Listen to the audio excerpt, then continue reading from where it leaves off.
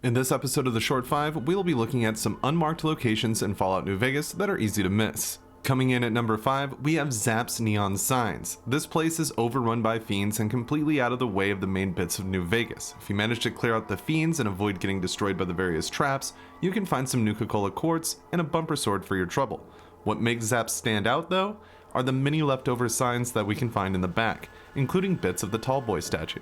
At number 4, we are looking at Ringo's Caravan. Many players meet Ringo at the beginning of the game in Good Springs, and still, few realize that just down the road, we can find the caravan he was running that was the victim of the attacks by the Powder Gangers.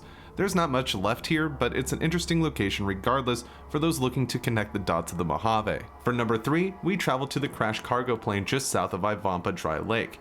While we won't find much here besides a few 5.56 rounds, this location is interesting because we rarely see crash sites in the Mojave.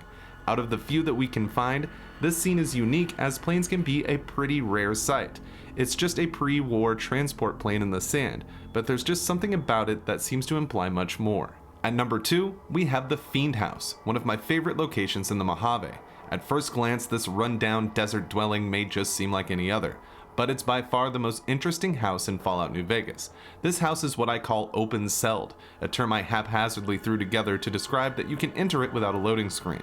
While there are massive holes in the walls, this is one of, if not the only, complete house that is like this in Fallout New Vegas. You can even look out the windows. For number 1, we are looking at The One. This is an undetonated nuclear bomb chilling in the sand around the Devil's Throat that you will need the Wild Wasteland perk to encounter.